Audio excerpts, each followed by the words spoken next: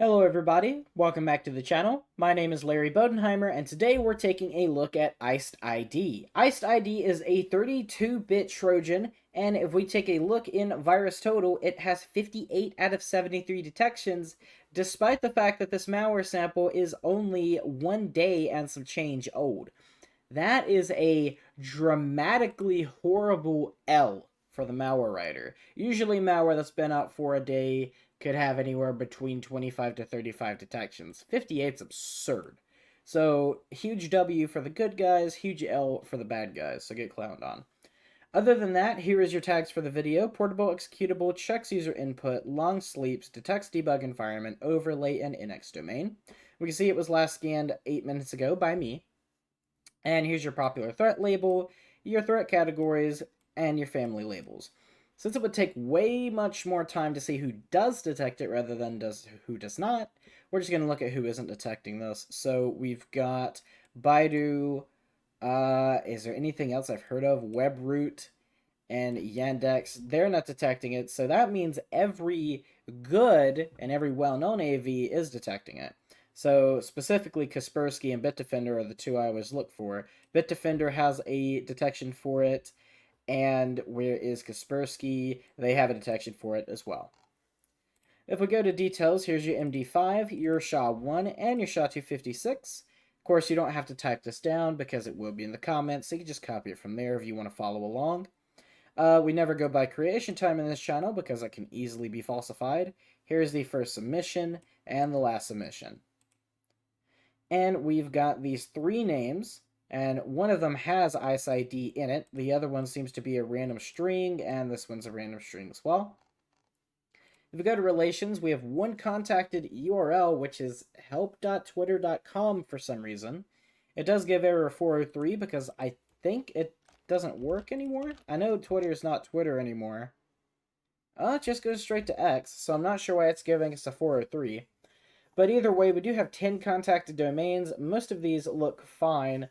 However, we do have this wallapilode.top. So do with that as you will. We do have contacted IPs as well. We've got 21. However, they've all shown up as good. And again, I don't spend much time on behavior on this channel, but if you want to look at the behavior for yourself, you're more than able to. We have two sandbox detections, Cape Sandbox and Zenbox. However, we have no crowdsourced Sigma rules, but we do have 3 low crowdsourced IDS rules. At least I believe that's low. I think the dark yellow is low and the brighter yellow is medium. But here are your crowdsourced IDS rules. And if we go to community, quite a few people have been here already. Crew88, Nix, Cyber Fortress, Joe Security, Carlos Cabal, and Jaffa Cakes and Pedic. If we lower this, we will see that we have our delicious malware here. We also have 4 tools open. We have Process Hacker, which I will go ahead and get ready. Let's minimize all of this. Wireshark, and I'll have to go back and minimize that. Or it's already been minimized. Never mind. Zooey, and Process Monitor, which I'll go ahead and clear. Now that that's out of the way, last thing to do is to take a look at the properties for the file itself. So we'll click Properties, we'll go to Details, and they didn't even try. No file version, not even a file description, no copyright, nothing like that. So the last thing to do is open Process Hacker, get this ready, and without any further ado, let's run the malware. Do you want to allow this app from an unknown publisher to make changes to your device? Sure, why not? So we'll go ahead and open that, and immediately it does open down here under Explorer.exe. We can see that we have the loading symbol next to our mouse for a few seconds, and then it goes away. Got a process ID of 388, and it's not using very much of the CPU at all. We can see that it is opening and closing some service hosts, but we're not seeing much else that really just jumps out. And if I scroll up and look for any suspicious services, we don't really have anything to write home about there. No fake looking service hosts, nothing like that. So fair enough, I guess.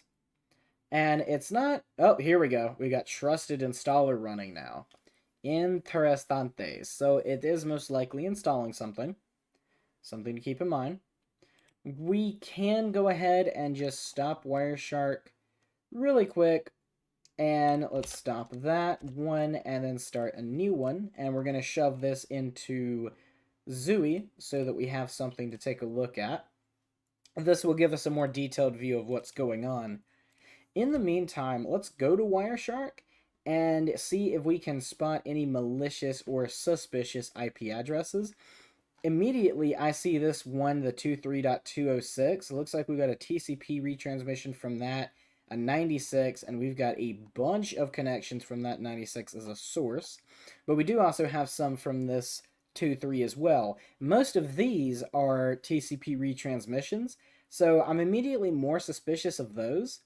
But we do also have the 96. I wouldn't be as suspicious of this if there weren't so many connections, but since I'm only connected to VirusTotal right now via the internet, and of course any Microsoft processes, that's immediately something to be a little suspicious of. We also have a 184.30.124.7, so that's something to keep in mind as well. It looks like that we're connecting to a bunch of different IP addresses. And if we open VirusTotal and try to match some of these, so we'll try the 184 first. Let's go to relations, and immediately we've got that 184. It's not the exact same IP, but it is the same first three digits. So maybe we let that one slide. But we go to, where was the 23?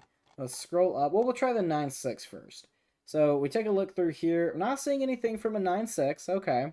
Maybe a red herring. But if we go to look for a 2.3, we do have 23.206.223.106. And that's the exact same source IP that's reported on VirusTotal. No detections, and it is out of... Actually, no, that's not the one. It is out of the US. So, interesting enough. Definitely something we'd want to keep in mind. What else do we want to take a look at? We've got that 13107. And I don't see the exact same IP over here. This one's .70. This one's .40. And you may think that this is just a simple typo because, you know, the 4 and 7 are next to each other on the numpad. But I'm pretty sure these are reported automatically, not really reported by human typing. So it's just a weird coincidence. I definitely believe that this has something to do with the malware itself, but it's not on VirusTotal. So it's just another IP address to keep in mind in case we want to look on Abuse IPDB or Whois later. We keep scrolling down. We've got some TCP zero window probes and a zero window probe acknowledgement. Fair enough. That 96 is back, which is not on VirusTotal. And the 184, we did determine that the 184 is on here, but the rest of the digits don't match, so we won't count that one, although it has reappeared multiple times. Let's scroll all the way down to the end. We can see that we do have quite a few packets, and a lot of these now are coming from a 23, which we do have some 23s over here, but that's a 4.44. So again, I do believe that has something to do with the malware, but it's not reported on VirusTotal. We'll go ahead and stop this one as well, and we'll name it 2, and we'll start a new one, which we can get more information from that because the process itself has not closed, and as you can see by the CPU number, it is actually still doing something. So maybe we'll do a third packet capture, but right now I think 1 and 2 will be fine. Let me just make sure I did start a new one. I did indeed. We'll go ahead and query the pool on this one, and immediately we've got an alert to here. ETDNS query to a .top domain, likely hostile. Which is correct because I've seen quite a few malware samples that use .top domains for C2s and related. So we've got a invalid certificate to a 40 domain, or a 40 IP, but that may be Microsoft. SSL validation failed with a 52. We've got another alert to another DNS query to a top domain. And that's it for that one, but at the same time, I didn't get very much information at all. So we'll go ahead and close the 1, and then we'll do the 2. And while that's doing that, I'm not going to just look at these IP addresses because we'll probably get the same information we got last time we looked at it. But instead, I'm going to do HTTP. And there are 2, but it looks like this is just a certificate authority and a pre-response. So, yeah, that's DigiCert. Okay, and I'm assuming that this is also, yeah, that's also DigiCert. So, not going to get much information from that. And I don't want to stop this packet capture yet. So, next, let's actually go ahead and look at Process Monitor. So, we're going to do 2 things here. The one is we're going to do operation is create file. And then we're also going to do process name is, I'm not typing all that, we'll click that, apply, yes. Might take a few seconds, but then we can see we have 130 events. And this is actually the exact same amount that we had in testing that you guys wouldn't see. So if I expand this, we can see that the prefetch was deleted. That's unfortunate. We've got some DLLs that have been deleted, Win32.HTTP, but that's a valid DLL that I see with a lot of programs. We've also got these winlsres.dll and then the .mui for it, which I've also seen. It's not anything too suspicious there. And if we take a look, we've already reached the bottom. We can see that it's accessing PowerShell, but other than that, we're not really seeing much else. So this malware does a really good job of hiding what it actually does.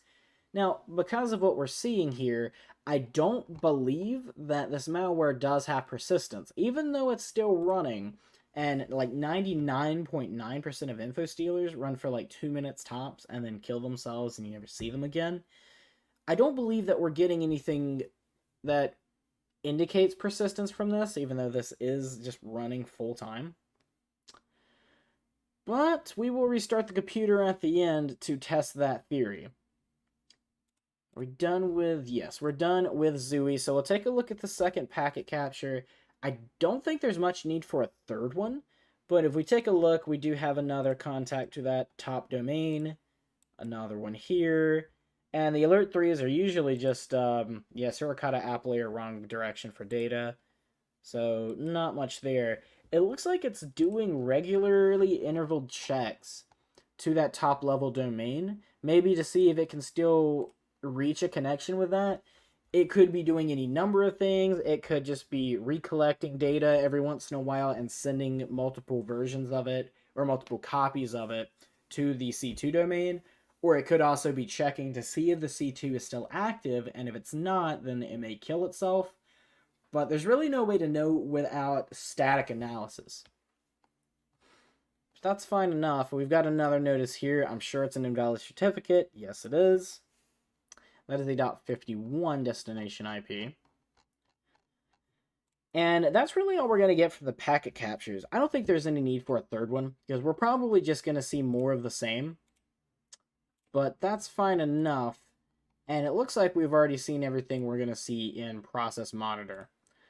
So the last thing I want to do is, one, I want to see if we can connect to that URL directly.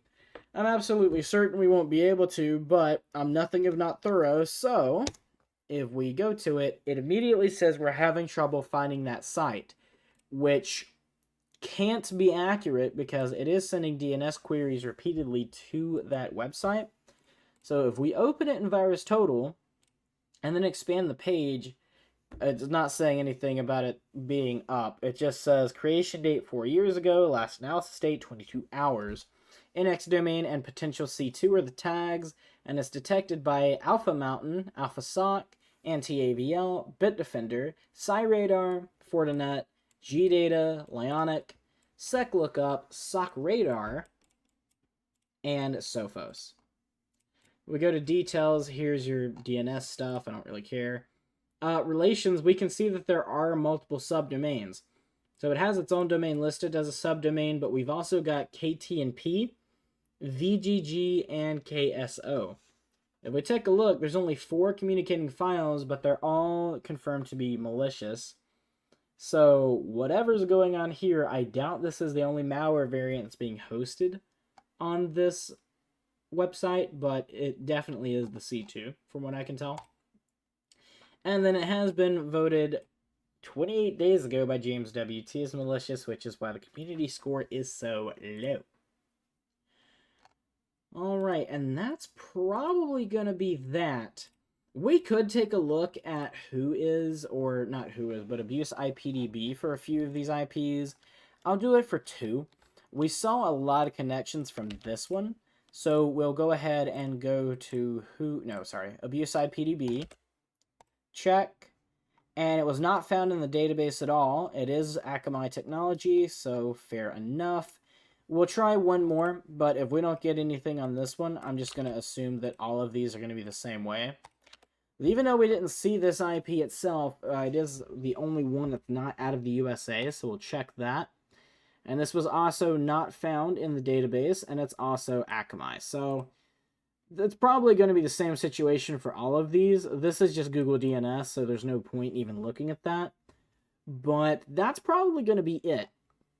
So the last thing that we're going to do is we're going to go ahead and restart the machine. There's no point in even saving that packet capture. There's nothing we'll be able to do with it. Let's just go ahead and close all of these, and then I will restart the computer, and we'll see what comes up next.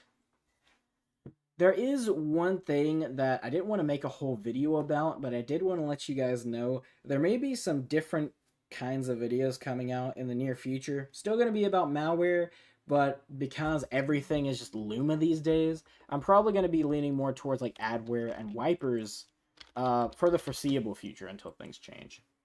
Really quick, we'll go ahead and open Process Hacker if we can open the freaking folder and open Process Hacker. Thank you. We'll maximize this, and we will see that there seems to be no persistence from the malware. It could take a few seconds, so I'll give it a fair shake, give it a little bit of time.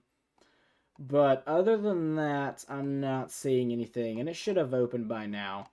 I will give it just another 30 seconds or so. While we wait, let's go to Wireshark. And I'm just going to go ahead and open 2.pcat and see if there's anything HTTP in there. And no, there's nothing at all, so no communications done over HTTP.